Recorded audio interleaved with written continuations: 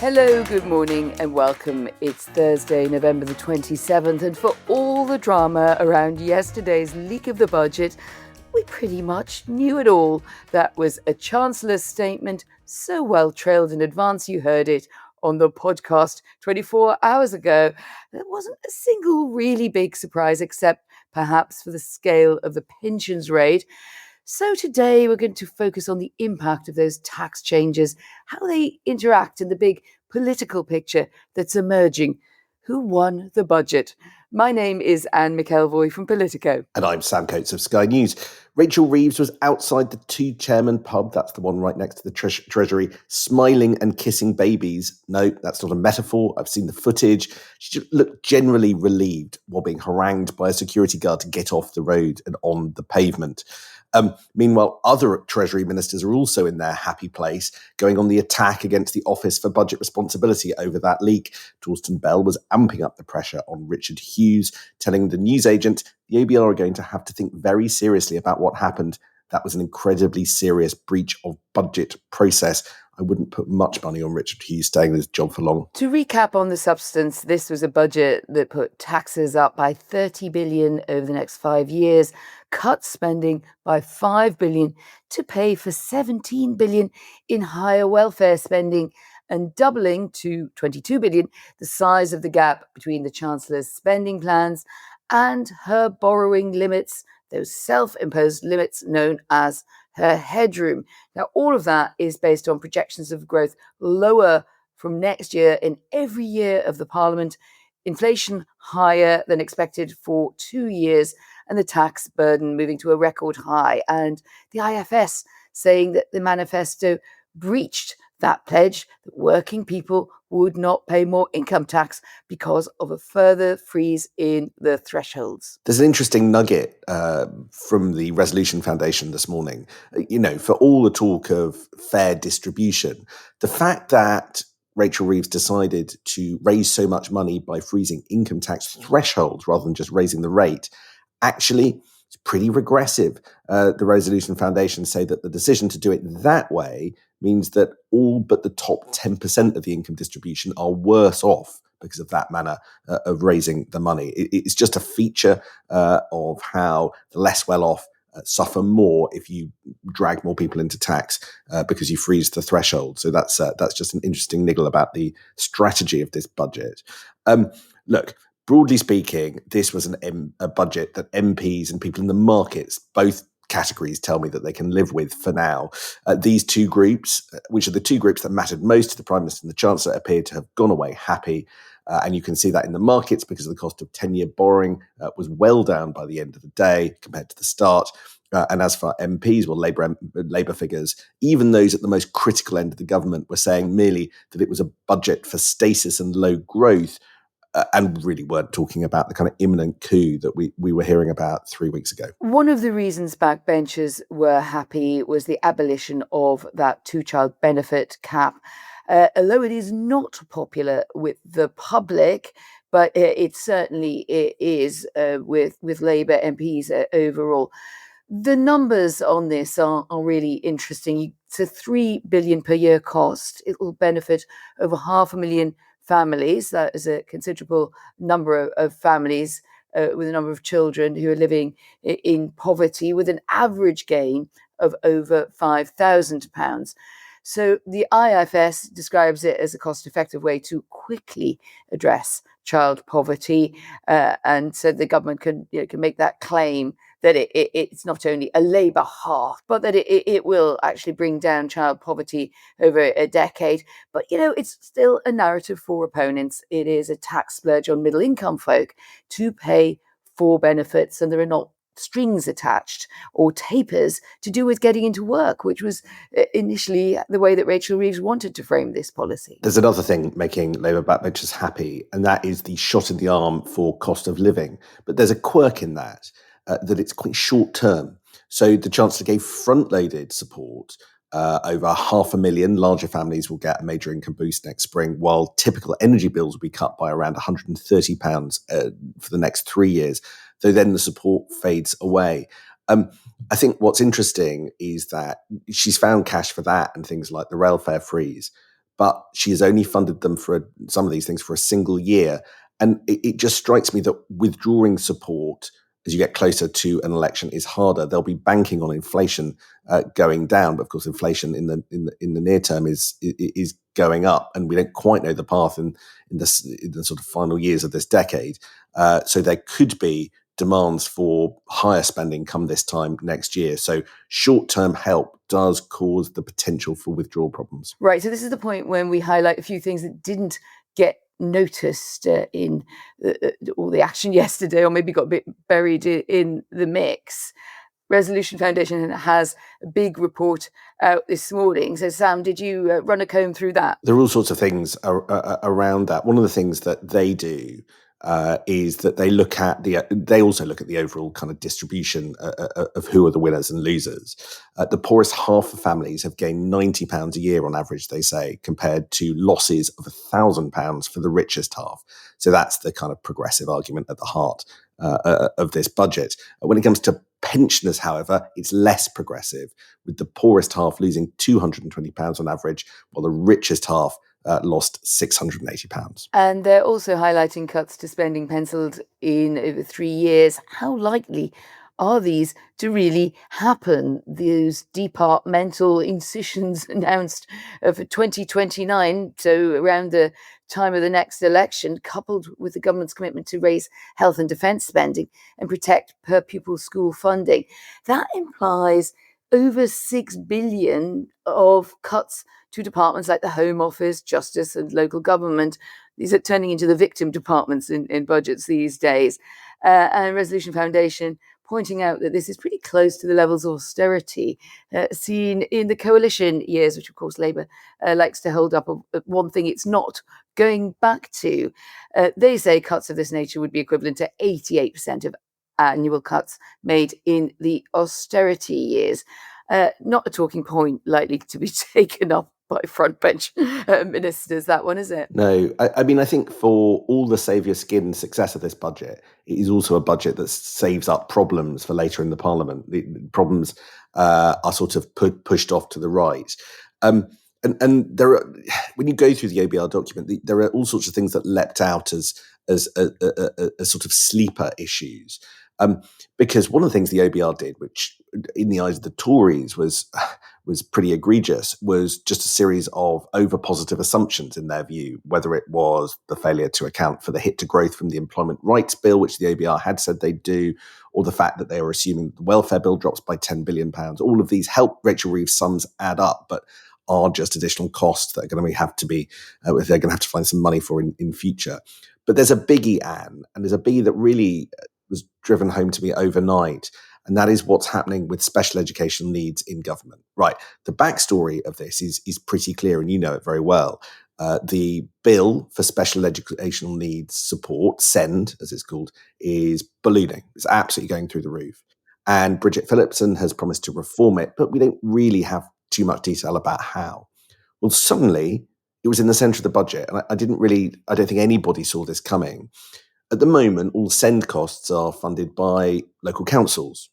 Yesterday, that changed, and the government, the Chancellor, announced that the full cost of SEND from 2028 will be met by central government. So a huge bill is being transferred from local government to central government. But this just raised mega questions of the like that nobody seems to be answered. For instance, this is a £6 billion additional spend for the education department budget, for the schools budget, but there is no corresponding rise in the schools budget. So the OBR have gone out and said, well, this will literally decimate school per pupil funding. They say if this was fully funded within the DfE's £69 billion core schools budget, that would imply a 4.9% real fall in mainstream school spending per pupil rather than a 0.5% real increase rate. I mean, that's kind of massive. Now, government sources have come back and said, oh, well, that won't happen. But they didn't really say what will happen beyond we'll get the money from somewhere, probably other government departments. Well, good luck with that fight, Bridget Phillipson. We'll see how you do when we know where the hard cash comes from. And that's not the only question with the SEND stuff. You know, There's an 18 billion pile stock of debt held by these councils because of Send, and the central government going to compensate them for that. And ultimately, what does the reform look like, and can they get it through their backbenchers? Because there's not a great track record. And this government, if the budget taught us anything, this budget is still scared of its backbenchers. The sort of how does stuff work in practice is a question that just hangs over this budget. There's another example of that. I mean, the Send one is absolutely massive, and I think you're absolutely right to have found that and highlighted it. We know how worried Bridget Phillipson was about that from conversations I think we both had with her around conference time. But again, it does seem to come back to a threat to that per pupil funding. Conservatives also got themselves into a bit of a mess with that. It seemed to be where they went in their budgets, when they needed to save some money. So yeah, it's really been quite hard for the front line in education if you put aside that special needs provision. There's another area which sent me down a rabbit hole overnight, Sam, and this is this tax on electric vehicles and how that is going to work in terms of taxing mileage. Now, what strikes me about this is that the government's very keen to get everyone to go electric rather than leave their petrol head days behind. And so there was some modest kind of boost there in terms of incentives to buy electric cars. But then you get into what happens, how you're going to pay effectively your road tax. And a good point is made by the tax expert Dan Nidal is that obviously they weren't going to go the way of trying to sort of spy in the cab GPS with government tracking how many miles you drove. Let's imagine where that would have sort of ended up if something would have definitely gone wrong on a big project like that. So basically it's self-reported and you just do it through the system of when you get to get your car MOT, etc. What then happens when you sell your car? What does it do to the second-hand car market? He is pointing out that is the complication, because you would need to take into account whether the car you're buying has a surplus or a deficit of EV duty that would need to be reported and handed over. There is, it must be said, I think Treasury sort of seen this coming. There's a big consultation on this, which is aiming to come back by March of next year. There's another wrinkle which someone else pointed out, that actually you're not really supposed to then be taxed if you drive abroad. And what if you take your car abroad all the time, because you wouldn't be paying full road tax back home? My guess is that will just be deemed way too complicated and drivers will just be told to suck it up. But it's just a bit complicated is all. Well, let's see how the government deal with all of that. Let's pull the camera out a little bit and just reflect on the big picture. I was struck by Patrick Maguire in the Times this morning. He points out the gap between how Labour campaigned in the election and what they've turned out to be. He said this wasn't a budget for a change Labour Party. It is a bread and butter, straight up and down, tax and spend, soak the rich, Miliband mansion tax Labour budget. I think that it is, however, one that achieved the Save Our Starmer Skin political goals. But if growth is the number one priority of this government, it's not clear that this budget has boosted that. What was your sort of big picture verdict? If we pull back the camera, and I was talking to my Playbook colleagues at Politico, they're hearing from MPs that this has massively strengthened Rachel Reeves politically at Westminster. They hope also with Labour-leaning voters who will say, yes, this is what I voted for. You get a lot of that. I didn't come into Labour to ... Well, I think she's given them answers to that, with the two-child benefit cap, etc., and able to claim that they're raising taxes on higher earners, even as you pointed out earlier in that very good analysis. It's dragging a lot of other people into the tax net. So it solves that problem of what was described. We were talking about MPs feeling feral only a couple of weeks ago. So they're probably purring now. They've been tamed.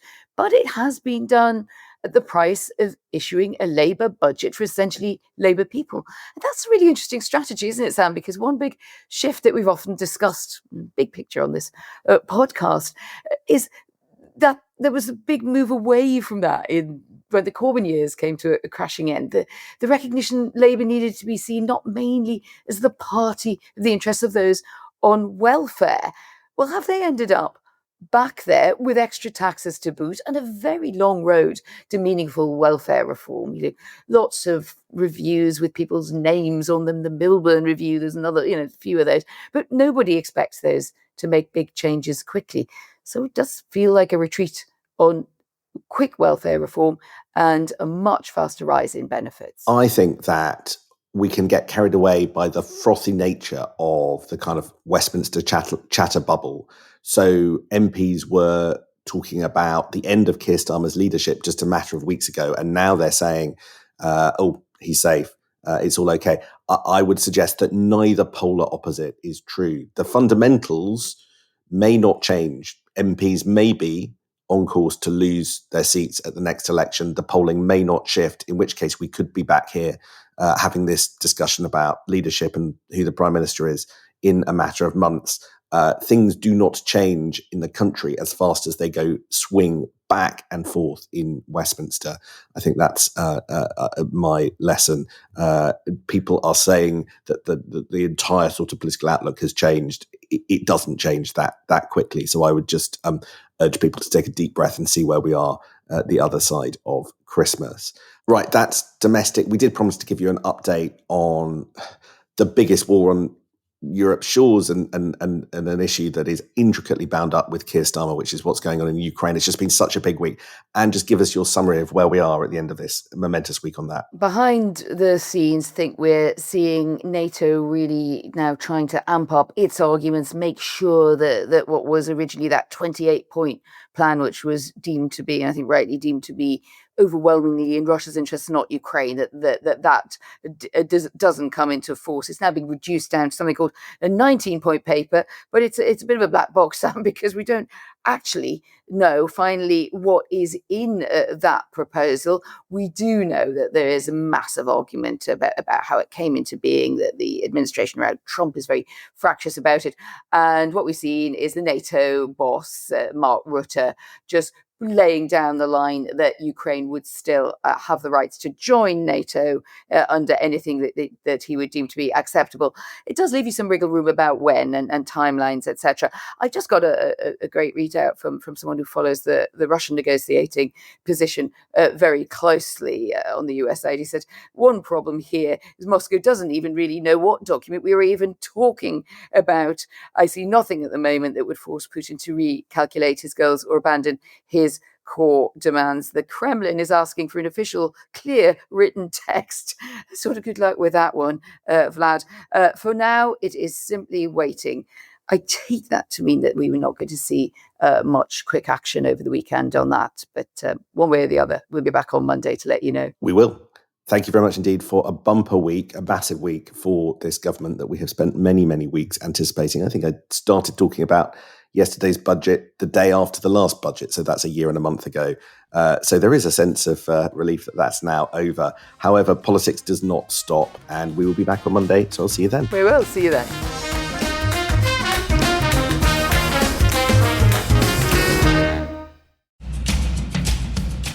Hey, it's Sophie and Will from Sky News. Too many headlines, too little time? We get it, and that's why we're bringing you Cheat Sheet. 10 minutes every weekday morning. All the big stories from politics to pop culture, minus the noise. No doom scrolling, no spin, just the stories that matter from two people who live and breathe the news. Cheat Sheet with Ridge and Frost from Sky News. Follow Cheat Sheet wherever you get your podcasts.